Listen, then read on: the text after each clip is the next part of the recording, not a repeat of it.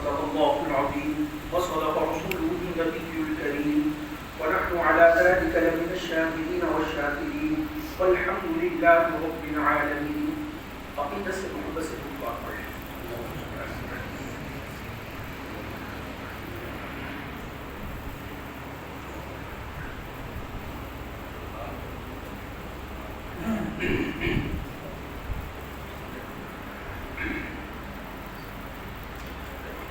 آج ہماری گفتگو کا عنوان ہے اللہ کی نعمتیں جو اللہ العزت نے مجھے آپ کو عطا کر رکھی ہیں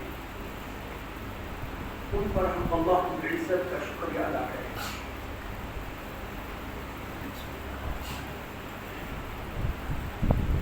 اللہ رب العزت قرآن کریم فرقان حمید میں ارشاد فرماتے ہیں وَإِذْ تَعُدُّوا نِعْمَةَ اللَّهِ لَا تُحْصُوهَا. اگر تم ان نعمتوں کو شمار کرنا چاہو جو اللہ کی عزت نے تمہارے اوپر کی ہیں لا تحصوها تم ان کو شمار نہیں کر سکتے. یہ جائے کہ ان پر شکریہ ادا کیا جائے. ان الانسان لظلوم کفار. بے شک انسان ظالم بھی ہے ناشکرا بھی ہے.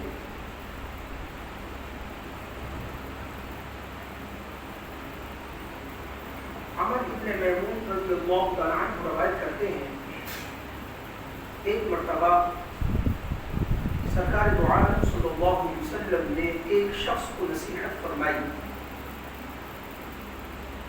اس شخص نے آ کر پیارے حبیب صلی اللہ علیہ وسلم سے عرض کیا یا رسول اللہ صلی اللہ علیہ وسلم مجھے نصیحت فرما دیجیے.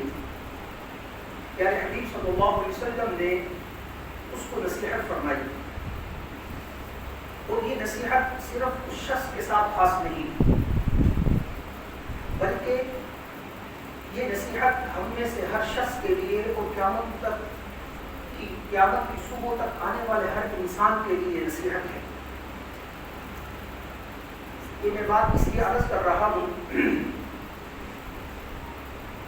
ایک موقع پر میں نے یہ بات عرض کی احادیث مبارکہ کی روح سے کہ بھائی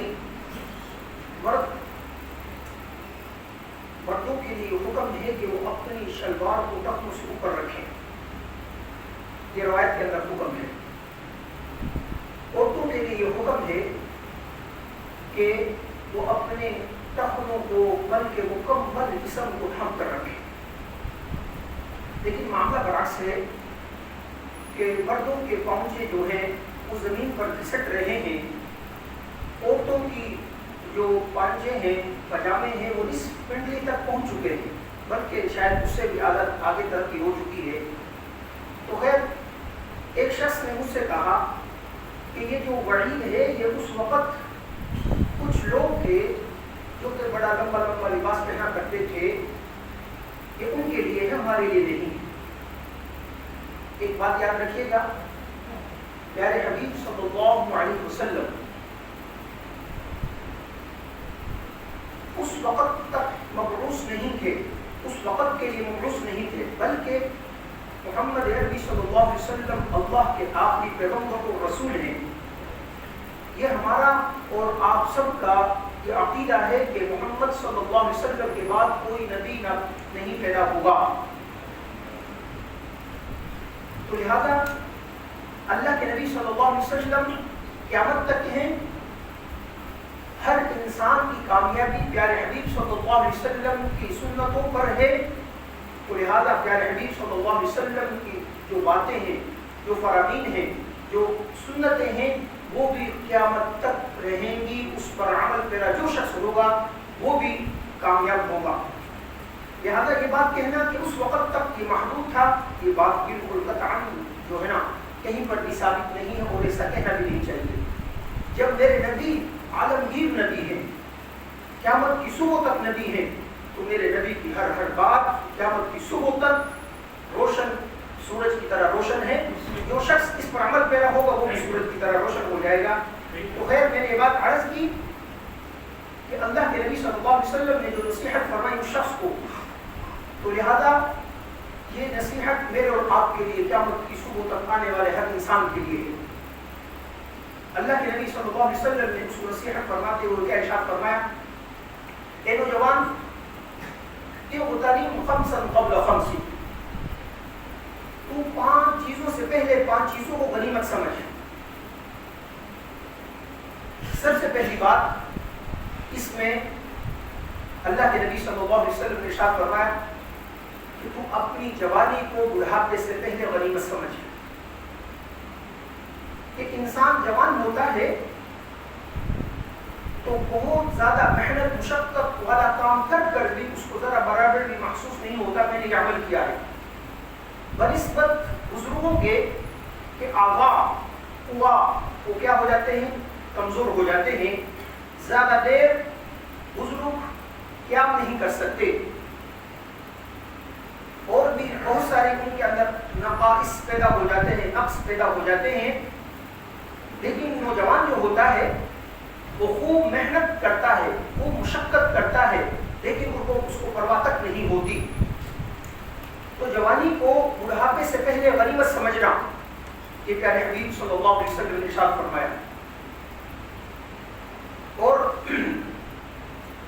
آپ جانتے ہیں اللہ کے نبی صلی اللہ علیہ وسلم کا فرمان ہے کہ ایک وہ نوجوان جس نے پاک باز رہ کر زندگی گزاری، گویا کہ اس نے اللہ اس کے رسول صلی اللہ علیہ وسلم کے احکامات پر پیرا ہو کر عمل پیرا ہو کر زندگی گزاری، اللہ کے نبی صلی اللہ علیہ وسلم نے ارشاد فرمایا یہ نوجوان کل قیامت کے دن جس وقت سورج سوا نیزے پر ہوگا، کوئی سایہ نہیں ہوگا سوائے عرش کے سائے کے،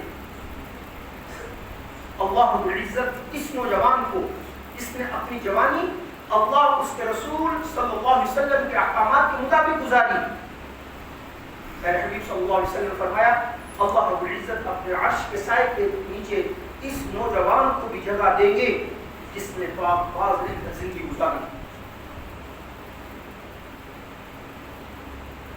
اسی طرح فرمایا کہ جوانی کے اندر توبہ کرنا یہ کیا ہے، یہ اصل ہے، یہ پیغمبروں کا شیوا ہے۔ بڑھاپے کے اندر تو جو بھیڑیا ہوتا ہے وہ بھی ہاتھ پر ہاتھ رکھ لیتا ہے کہ بھئی اب تو میرے اعضاء اور جتنے بھی اعضاء ہیں جسم کے وہ جواب دے چکے ہیں، اب تو وہ بھی شریف بلکہ محمد شریف بننے کی کوشش کرتا ہے، بہت زیادہ جو ہے نا وہ شریف بن جاتا ہے۔ کیوں؟ اس لیے کہ اب اس کے پاس قوت طاقت نہیں رہی حملہ کرنے کی۔ تو اس لیے اللہ کے نبی صلی اللہ علیہ وسلم نے کیا ارشاد فرمایا کہ اپنی جوانی کو بڑھاپے سے پہلے، نوجوان انسان کی یہ فضیلت کیوں بیان فرمائی؟ آپ جانتے ہیں کہ نوجوان کے اندر وہ قوت، وہ طاقت، وہ مادہ، وہ جوانی، وہ شیطان کی تمام تر چیزیں وہ انسان کے جسم کے اندر جوش مارتی ہیں، لیکن اس کے سامنے اللہ کی ذات ہوتی ہے، اس کے دل و دماغ پر خدا کا خوف ہوتا ہے، ہر طرف وہ اللہ سے ڈرتا ہے کہ مجھے ٹھیک ہے میرے اندر اگر قوت اور طاقت ہے، لیکن وہ ذات بھی تو ہے جس نے قوت اور طاقت اس جوانی میں مجھے عطا کر رکھی ہے۔ اب وہ تمام منکرات فواحشات سے بچتا ہے اور اوامر پر عمل پیرا ہوتا ہے، یعنی تمام گناہ کرنے کی اس کے اندر قوت طاقت ہے، لیکن اس کے باوجود اللہ کا خوف، اللہ کا ڈر، اللہ کی محبت گناہ کی طرف نہیں جانے دیتی۔ وہ نیک اعمال کرنے میں وہ آسانی کے ساتھ نیک اعمال کر سکتا ہے۔ اس لیے میرے عزیز دوستو، جن نوجوانوں کو اللہ رب العزت نے جوانی دے رکھی ہے وہ اپنی اس جوانی کو غنیمت سمجھے۔ اگر قدر پوچھنی ہو تو بزرگوں سے پوچھئے جوانی کتنی بڑی نعمت ہے، اللہ کی جوانی کتنی بڑی نعمت ہے۔ اللہ کے نبی صلی اللہ علیہ وسلم نے اس کو یہ بات ارشاد فرمائی کہ 5 چیزوں سے پہلے 5 چیزوں کو غنیمت سمجھو، ان میں جوانی کو بڑھاپے سے پہلے۔ دوسری چیز اللہ کے نبی صلی اللہ علیہ وسلم نے ارشاد فرمایا کہ اپنی صحت کو بیماری سے پہلے غنیمت سمجھو۔ اللہ اکبر! کتنے ہم میں سے ایسے نوجوان اور بوڑھے ہیں جن کو اللہ رب العزت نے صحت جیسی عظیم نعمت سے نواز رکھا ہے، کتنے اور اگر اس کی قدر پوچھنی ہو صحت کی تو انسان کو ایک مرتبہ اگر ضرورت نہ بھی ہو اور جانے کا کوئی اتفاق نہ بھی ہو تب بھی کبھی ہاسپٹل اور ہسپتالوں کا چکر لگانے چاہیے، تاکہ انسان تھوڑا سا غور کرے اور اس کے دل و دماغ کے اندر یہ بات آئے یہ بھی کیسے نوجوان تھے جن کو ایسے موذی امراض لاحق ہیں کہ اطباء اور ڈاکٹر کہتے ہیں کہ مکمل معائنہ ہو چکا، بیماری کا پتہ نہیں چلتا۔ انسان جس وقت بیمار ہوتا ہے تو وہ پانی پینے تک دوسروں کا محتاج ہو جاتا ہے۔ اس لیے میرے عزیز دوستو، اللہ کے نبی صلی اللہ علیہ وسلم کیا ارشاد فرمایا، اپنی صحت کو بیماری سے پہلے، اللہ اکبر، انسان ایک دوسرے سے، ایک انسان کو ضرورت پڑی چند روپے پیسوں کی، اور اگر کسی انسان نے اس کی اس ضرورت کو پورا کر دیا، 2-4 لاکھ روپے کی ضرورت پڑی، دوسرے بھائی نے، رشتہ دار نے اس کی ضرورت کو پورا کر دیا، اب یہ انسان اس کا اتنا شکریہ ادا کرے گا، ہر وقت دوسروں لوگوں کے سامنے بھی کہے گا کہ اس نے میرے اوپر بڑا احسان کیا کہ ضرورت کے وقت میری ضرورت کو پوری کر دیا، دور دور تک میرے پاس کوئی جو ہے نا وسائل نہیں تھے لیکن اس شخص نے میری مدد کی مشکل حالات میں، تو میں اس کا بہت زیادہ مشکور ہوں، ممنون ہوں۔ میرے عزیز دوستو، یہاں پر یہ چند پیسے ہم نے اس شخص کو واپس کرنے ہیں، اس کے باوجود ہم اس کا شکریہ ادا کر رہے ہیں۔ قربان جائے اس وحدہ لا شریک پر جس نے بے شمار نعمتیں مجھے اور آپ کو عطا فرمائی، بن مانگے عطا فرما دی۔ کبھی ہمارے دل و دماغ پر یہ بات بھی آئی کہ ہمیں اس ذات کا کتنا شکر ادا کرنا چاہیے۔ امام غزالی رحمۃ اللہ علیہ کے پاس ایک شخص آتے ہیں، وہ شخص اپنے فقر و فاقہ کی صدا دیتے ہیں کہ میں فقیر ہوں، میرے پاس کوئی پیسہ نہیں ہے، میں لٹ گیا، میں برباد ہو گیا، مجھے تو کوئی کچھ ملا ہی نہیں۔ اس طرح آج عام زبانوں پر صبح و شام اللہ کی اتنی نعمتیں کھاتے ہیں کہ نعمتیں کھا کھا کر دانت گھس چکے ہیں، منہ کے اندر دانت ختم ہو چکے ہیں، پیٹ کے اندر آنتڑیاں بھی ختم ہو چکی ہیں، لیکن ہر اس کے باوجود بھی اس زبان پر ناشکری کے کلمات کا تانتا بننا پڑا ہے۔ امام غزالی رحمۃ اللہ علیہ نے اس سے فرمایا کہ تو کہاں سے فقیر ہے؟ کیا تیرے پاس اللہ العزت نے اتنے بہترین آغاز نہیں عطا فرمائی تجھے؟ فرمایا کہ اپنا دانا ہاتھ میں دانا ہاتھ یہ مجھے دے دے 10 لاکھ درہم کا کاٹ کر دے دے۔ وہ شخص کہنے لگا یہ کیا ہوا، ایسی بات کر رہے ہو، میں 10 لاکھ درہم کا کیا کروں گا؟ اس وقت جو بھی قیمت تھی دینار تھے یا درہم تھے۔ امام صاحب نے فرمایا کہ بائیں ہاتھ کاٹ کے دے دو، چلو 5 لاکھ۔ امام صاحب یہ کیا بات؟ پھر فرمایا چلو 1 لاکھ روپے میں ایک کام دے دو، ایک کام دے دو، کام دے دو، کوئی چیز دینے کے لیے تیار نہیں۔ ہمارا اتنا امیر شخص ہے تو پھر اپنی جو ہے نا زبان پر ناشکری کے کلمات کہہ رہا ہے، بول رہا ہے، اللہ نے کیا کچھ نہیں دے رکھا تمہیں۔ میرے عزیز دوستو، اللہ رب العزت کا جتنا ہم شکر ادا کرے کم ہے۔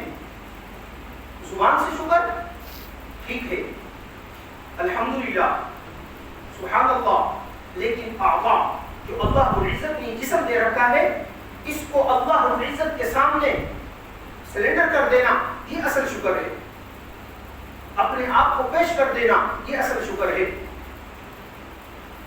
تو میرے عزیز دوستو، پیارے حبیب صلی اللہ علیہ وسلم کا ارشاد فرمایا اپنی صحت کو غنیمت سمجھو بیماری سے پہلے۔ اللہ اکبر۔ نوجوان ساتھی کے دل و دماغ میں یہ بات آتی ہے کہ ہم شاید بیمار نہیں ہوں گے، لیکن بے شمار واقعات ہیں ایسے موذی امراض کے اندر نوجوان بھی جو ہے نا وہ گرفتار ہو گئے کہ دوبارہ صحت نہیں ملی۔ تو اس اس لیے اللہ رب العزت نے جو صحت جیسی عظیم نعمت عطا فرما رکھی ہے اس کی ہمیں قدر کرنی چاہیے اور اس عظیم نعمت کو اللہ رب العزت کی طاعت فرما برداری میں لگانا چاہیے. تیسری چیز وَغِنَاكَ قَبْلَ فَقْرِكَ، اپنی مالداری کو، غنا کو فقر و فاقہ سے پہلے غنیمت سمجھو. اللہ رب العزت نے جو مال دے رکھا ہے یہ اللہ کی بہت بڑی نعمت ہے. کبھی بھی کوئی بھی شخص اس بات کو اپنے ذہن کے اندر نہ لائے کہ میں تو اس کا مستحق تھا، میں بہت تیز تگار ہوں، میرے پاس بہت ہنر اور گن آتے ہیں مال کمانے کے، اس لیے میں مالدار ہوں. میری اور آپ کی زندگی کے مشاہدات ہیں کہ پی ایچ ڈی اور اس سے بھی اوپر جن لوگوں نے تعلیم حاصل کر رکھی ہے وہ اپنے ہاتھوں میں ڈگریاں لے کر سر بازار پھر رہے ہیں. وہ بالکل ان پڑھ، چٹھے ان پڑھ، جنہوں شاید زندگی میں اسکول کا منہ بھی نہ دیکھا ہو، یا دیکھا ہو تو میٹرک سے نیچے سب لوگ ان پڑھ ہی ہوتے ہیں. وہ دنیا کے امیر ترین لوگ ہیں. اس لیے اللہ نے جو مال دیا ہے اس پر بھی اللہ کا شکر ادا کرنا چاہیے. کبھی بھی ناشکری نہیں کرنی چاہیے اور تکبر نہیں کرنا چاہیے. استاد محترم نے ہمیں ایک واقعہ بیان فرمایا. ایک شخص تھے جن کی زمینوں کے اندر 3 اسٹیشن تھے، ریلوے کے 3 اسٹیشن ان کی زمینوں میں، اور ساری زمینیں کاشت والی تھی. ان میں کاشتکاری کیا کرتے تھے. ایک دن ایک بازار کے اندر اس نے تکبرانہ الفاظ میں کوئی بات کھا رہا تھا کچھ چیز، اور تکبرانہ انداز میں یہ بات کہی کہ لوگ تو مال کے حصول کے لیے جگہ تلاش کرتے ہیں کہاں سے ہمیں روزی ملے گی. میں خرچ کرنے کے لیے جگہ تلاش کرتا ہوں، میں کہاں خرچ کروں. لیکن اس کے لہجے کے اندر، اس کی زبان دماغ کے اندر تکبر تھا. اللہ کو بات بہت ناپسند لگی. حالات ایسے تبدیل ہوئے کہ ایسے موذی مرض کے اندر لاحق ہوا، اس کو موذی مرض لاحق ہوا کہ 6 ماہ کے اندر اس کا انتقال ہو گیا. پیچھے جو وراثات تھے، حقیقی جو وارث بنا وہ ایک بیٹا تھا. صحیح تربیت نہیں کی، ایسا بگڑا عیاشی فحاشی اور یعنی مبتلا ہو گیا. پہلے تو پاکستان کے اندر ہی اس نے خوب عیاشی کی. وقت گزرا، یہاں سے اس کا دل نہ بھرا تو پھر بین الاقوامی طور پر وہ عیاشی فحاشی کے لیے جانے لگا. کمانا کچھ نہیں، بس اڑانا ہے، آپ بہتر جانتے ہیں. ایک وقت آیا، زمین کا ایک قطعہ فروخت کیا، دوسرا تیسرا، ایک اسٹیشن فروخت ہوا، دوسرا تیسرا اسٹیشن بھی فروخت ہو گیا. ایک وقت ایسا آیا کہ جس گھر کے اندر رہتا تھا وہ بچہ، وہ گھر بھی فروخت ہو گیا.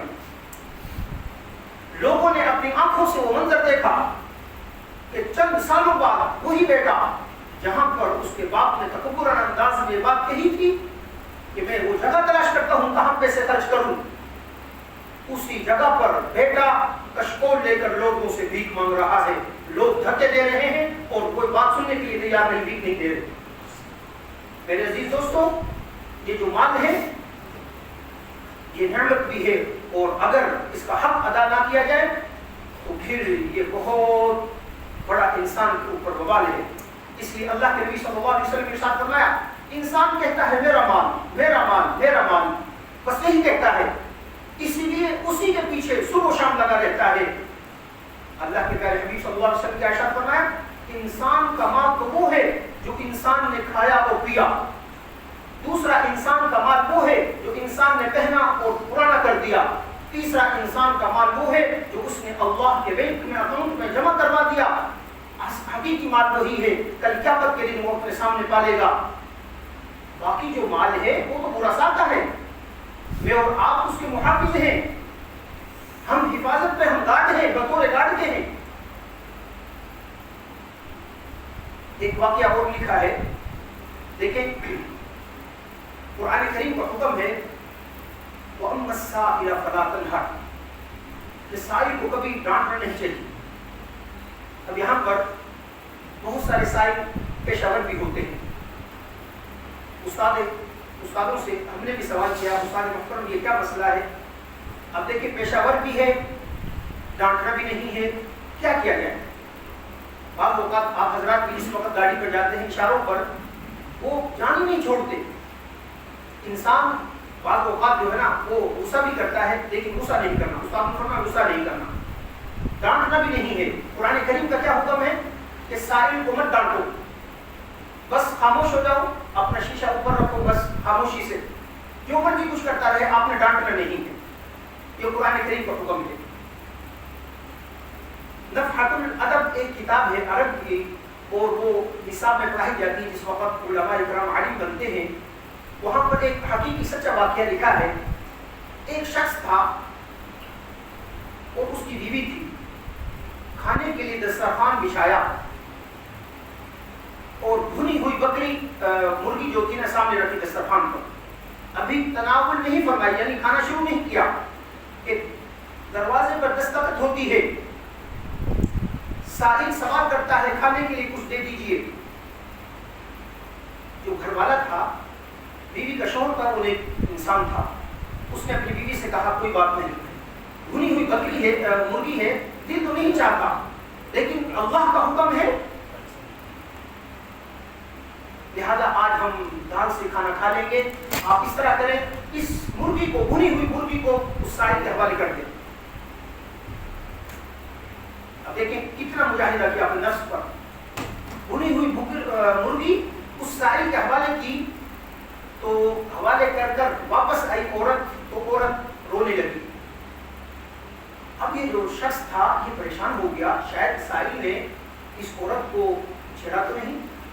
پوچھا کہ کیا تمہیں اس نے چھیڑا تو نہیں. اب یہ عورت کو رونے لگی.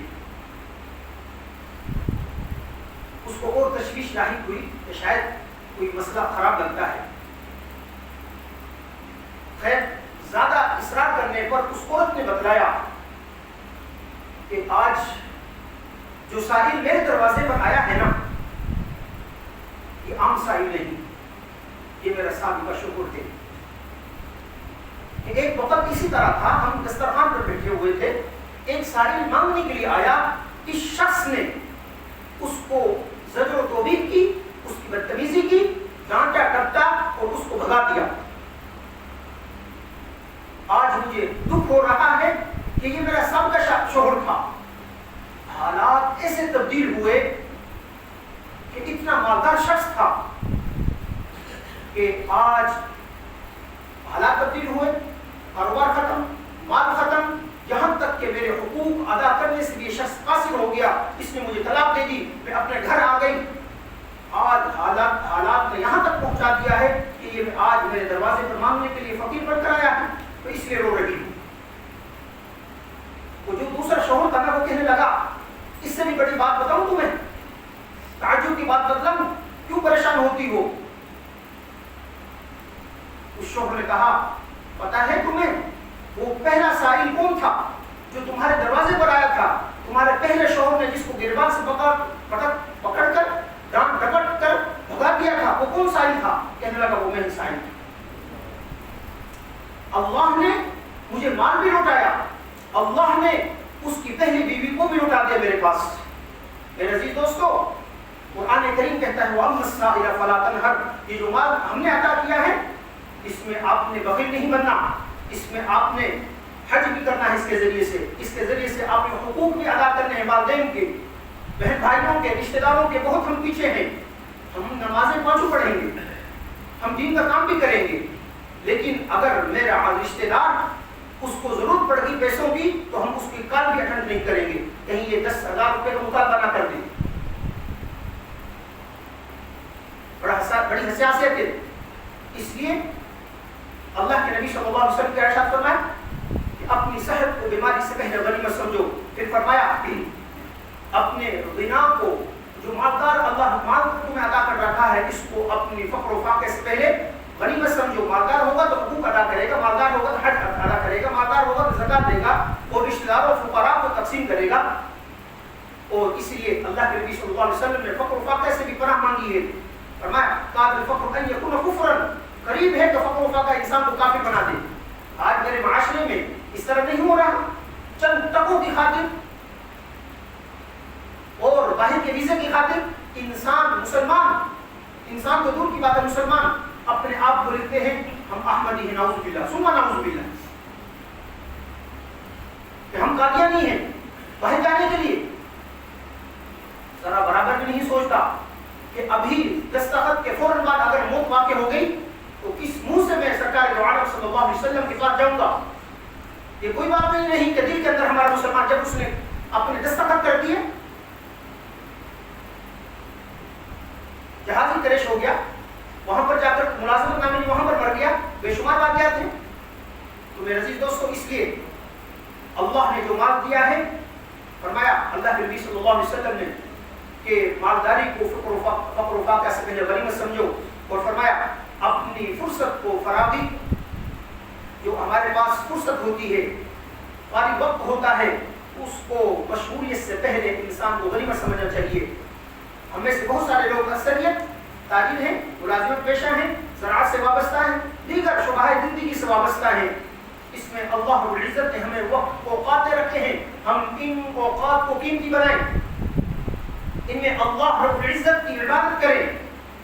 ایک بڑی پیاری بات اللہ والے نے فرمایا کہ ایک صاحب آئے استاد محترم کے پاس ہی، فرمانے لگے کہ استاد جی میں ڈرائیور ہوں، ٹرک چلاتا ہوں، ہاتھ اور پاؤں تو میرے مصروف رہتے ہیں، کیا کروں؟ تو استاد محترم نے فرمایا یہ جو زبان ہے نا، یہ نیکی بنانے کی مشین ہے. ہاتھ پاؤں سے آپ ٹرک چلایا کرو، ظاہر سی بات ہے اس زبان کو ذکر اللہ میں مشغول رکھا کرو. سبحان اللہ، الحمدللہ، اللہ اکبر، تیسرا کلمہ، درود پاک، استغفار کرتے رہا کرو. آپ کی یہ جو ٹرک چلانا ہے یہ بھی عبادت ہو جائے گا.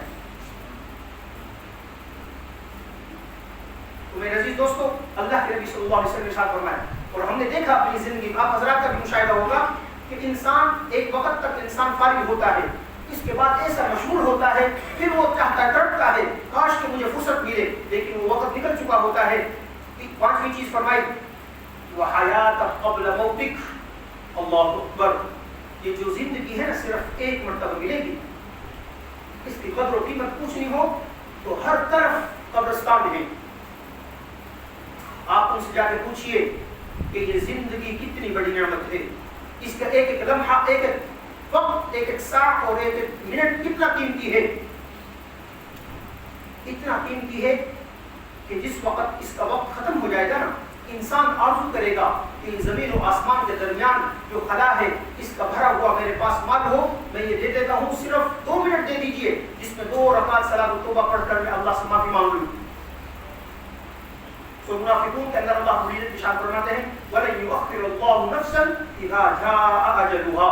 میرے عزیز دوستو، یہ وقت مجھے اور آپ کو ملا ہے، یہ زندگی مجھے اور آپ کو ملی ہے، اس زندگی کو ہم قیمتی بنائیں. آج تک کبھی جو ہمارے پچھلے کی بات نہیں کرتے، کتنے ہمارے رشتہ دار یہاں سے چلے گئے، دادا دادی، نانا نانی اور دیگر بعض کے والدین بھی چلے گئے، اللہ سب کی کامل بخشش فرمائے. کیا کوئی شخص واپس لوٹا ہے؟ جب وہ نہیں لوٹے تو ہم بھی نہیں لوٹ سکتے. لہذا یہ جو کل کا ہے نا، کل ہی ہم کر لیں گے، یہ کل دھوکا ہے.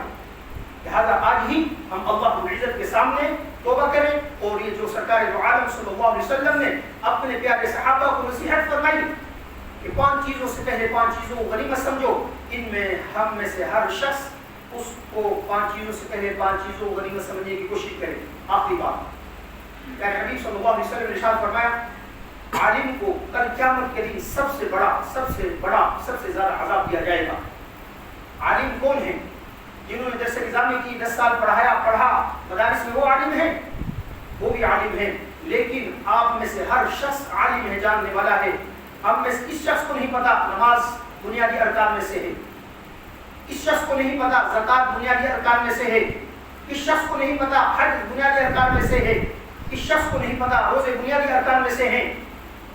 ہر شخص کو جتنا علم ہے وہ عالم ہے، اگر اس پر عمل نہیں کرتا تو وہ اس حدیث کی روح سے وہ شخص مجرم ہے، کل قیامت کے دن اس کو سب سے زیادہ عذاب دیا جائے گا۔ لہذا اللہ کے نبی صلی اللہ علیہ وسلم نے مجھے اور آپ کو 5 چیزوں کی نصیحت فرمائی، انشاءاللہ کوشش کریں گے۔ اللہ رب العزت سے دعا ہے کہ اللہ پاک مجھے اور آپ کو قرآن و حدیث پر عمل کرا ہو کر زندگی گزارنے کی توفیق عطا فرمائے، آمین۔ وما علینا الا البلاغ۔